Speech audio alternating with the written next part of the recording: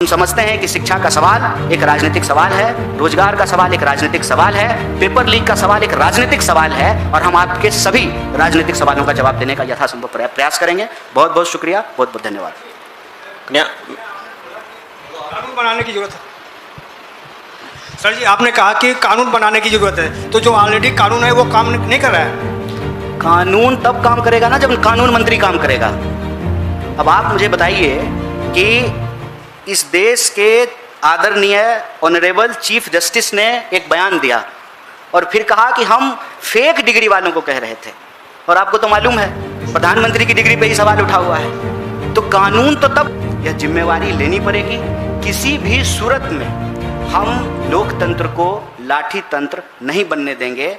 आपकी इस लड़ाई को मजबूती से आगे बढ़ाने के लिए हम पूरी ताकत से खड़े हैं। सीबीएसई के जो प्रभावित स्टूडेंट हैं, जो ऑनलाइन स्क्रीनिंग के माध्यम से अपना उत्तर पुस्तिका नहीं प्राप्त कर पा रहे हैं, उनकी उत्तर पुस्तिका में जो उन्होंने आंसर शीट में जो जवाब लिखा है इसके हिसाब से उनको मार्क्स नहीं दिए गए हैं, अगर उनको कम अंक आए हैं, किसी तरह की परेशानी अगर सीबीएसई के स्टूडेंट को हो रही है, सभी लाखों प्रभावित छात्रों के लिए हम एक नंबर जारी कर रहे हैं। एनएसयूआई ने इसको अपने सोशल मीडिया हैंडल से जारी किया है। हम आपके माध्यम से देश को फिर से इस नंबर को अवगत कराना चाहते हैं। नंबर है 9260030030। इस पे आप अपनी शिकायत दर्ज करा सकते हैं और इस सवाल को, देश में पेपर लीक के सवाल को हम एक गंभीर मुद्दा मान करके पूरी ताकत से इसके लिए लड़ेंगे, क्योंकि हमारी ये स्पष्ट समझ है, वोट चोरी करके जो लोग कुर्सी पर बैठ जाते हैं उनके शासन में पेपर लीक होना एबिलिटी है, कैपेबिलिटी है। उनके दौर में पेपर लीक होना बहुत स्वाभाविक है।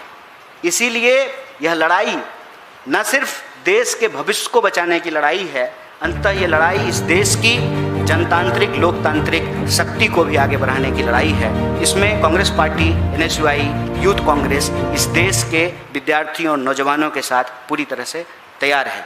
आपके पास जो भी सवाल हैं हम यथासंभव उसका जवाब देने का प्रयास करेंगे और आप राजनीतिक, गैर राजनीतिक, विचारधारात्मक कोई प्रश्न पूछ सकते हैं, क्योंकि हम प्रधान नहीं हैं। प्रधान से जब पूछा गया कि आप इस्तीफा क्यों नहीं देंगे, तो उन्होंने कहा कि हम राजनीतिक सवालों का जवाब नहीं देंगे।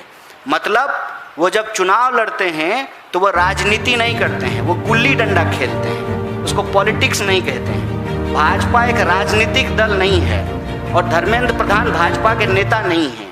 धर्मेंद्र प्रधान जो है वो सांसद नहीं है और मंत्री होना इस देश में राजनीतिक नहीं है। हो सकता है मोदी जी के शासन में राजनीति की परिभाषा बदल गई हो। अब सरकार का चरण वंदना करना, प्रधानमंत्री जी के चरणों में लेट जाना, इसको राजनीति नहीं कहा जाता है। लेकिन हम समझते हैं कि शिक्षा का सवाल एक राजनीतिक सवाल है, रोजगार का सवाल एक राजनीतिक सवाल है, पेपर लीक का सवाल एक राजनीतिक सवाल है और हम आपके सभी राजनीतिक सवालों का जवाब देने का यथासंभव प्रयास करेंगे। बहुत बहुत शुक्रिया, बहुत बहुत धन्यवाद। कानून बनाने की जरूरत है सर जी, आपने कहा कि कानून बनाने की जरूरत है, तो जो ऑलरेडी कानून है वो काम नहीं कर रहा है। कानून तब काम करेगा ना जब कानून मंत्री काम करेगा। अब आप मुझे बताइए कि इस देश के आदरणीय ऑनरेबल चीफ जस्टिस ने एक बयान दिया और फिर कहा कि हम फेक डिग्री वालों को कह रहे थे, और आपको तो मालूम है प्रधानमंत्री की डिग्री पे ही सवाल उठा हुआ है। तो कानून तो तब काम करेगा ना जब कानून मंत्री काम करेगा। कोई भी नियम तो तब चलेगा ना जब शासन प्रशासन ठीक से हो। जिस शासन प्रशासन पे ही वोट चोरी का आरोप है, वहाँ आप क्या उम्मीद करते हैं? वहाँ तो जनतंत्र में सारी उम्मीद इस देश की जनता से है। कानून जो हैं वही अगर ठीक तरीके से लागू हों तो स्वाभाविक रूप से कोई गड़बड़ी नहीं होगी। यह तो पूरा का पूरा सिस्टम का मामला है ना। आप लोगों में से पता नहीं कितने लोगों ने वो जो एनटीए का रील है नीट एग्जाम से जस्ट पहले, उसको बस जा करके एक बार देखिए। आपके घर में कोई अगर नीट का स्टूडेंट नहीं है तो आपको कॉमेडी लगेगी, आप उसको देख के हंसेंगे। लेकिन अगर आप नीट की परीक्षा दे रहे किसी बच्चे के माता पिता हैं तो आपको बहुत दुख होगा और बहुत दर्द होगा कि कुछ दिन कबल जो हीरो की तरह एआई के उपयोग से एक रील बना करके डाल रही है और बड़ा बड़ा दावा कर रही है कि आप बस पेपर पे ध्यान दीजिए, बाकी हम देख लेंगे। और उसका नतीजा ये है कि पेपर लीक हो गया। और पेपर लीक कहाँ से हुआ है, ये बहुत महत्वपूर्ण सवाल है। पेपर लीक उन गुरुओं के यहाँ से हुआ है जिनके दम पे आरएसएस बीजेपी इस देश को विश्व गुरु बनाना चाहती। उन टीचरों के यहाँ से पेपर लीक हुआ है। तो क्या एनटीए को मालूम नहीं है कि आप किस तरह के टीचरों से पेपर सेट करने का पैनल बना रहे हैं? ब्यूटी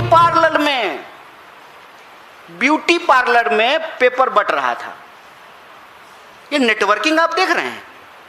तो जब चौकीदार ही पॉकेटमारी करने लगे तब तो आपको सख्त कार्रवाई की आवश्यकता होगी। कोई भी कानून ठीक से तभी काम करेगा ना जब कानून मंत्री काम करे, पुलिस काम करे, देश की अदालतें काम करे। आप चीफ जस्टिस साहब का एक नया बयान सुन लीजिए। उन्होंने कहा है कि दिल्ली के ज्यादातर वकीलों की डिग्री फेक है। बताइए, इस पर हंगामा नहीं हो जाना चाहिए? देश के सुप्रीम कोर्ट के मुख्य न्यायाधीश कह रहे हैं कि दिल्ली के वकीलों की डिग्री फेक है और इस पर कोई सवाल नहीं है। चर्चा किस पे हो रही है? झालमुरी पे और मेलोडी पे। और मेलोडी कितना चॉकलेटी है ये भी बता रही है। तो ऐसे में हम तो इस देश की जनता से ही अपील करेंगे और इस देश की जनता से हमारी ये अपील है कि याद रखिएगा, वोट चोरी से बनी हुई सरकार पेपर लीक ही कराएगी।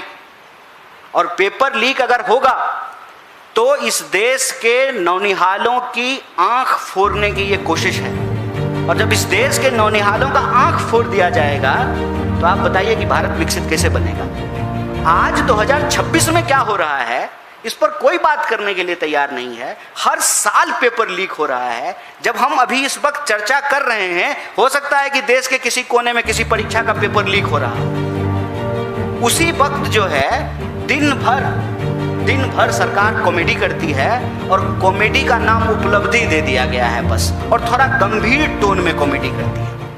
इस देश को पेपर लीक को बहुत गंभीरता से लेना चाहिए। ये एक बहुत बड़ा सवाल है और इस देश के लोगों के लिए पेपर लीक ना हो, विद्यार्थियों के भविष्य को दांव पर ना लगाया जाए, इसके लिए एक सख्त कानून की जरूरत है और दोषियों पर सख्त कार्रवाई की आवश्यकता है। मैं तेजपाल सिंह। कन्हैया, सवाल ये है कि 50 लाख के आसपास स्टूडेंट्स हैं। नीट, सीबीएसई और SSC GT, even UP board के 32 जिलों में डबल रोल नंबर की कॉपियां मिली हैं।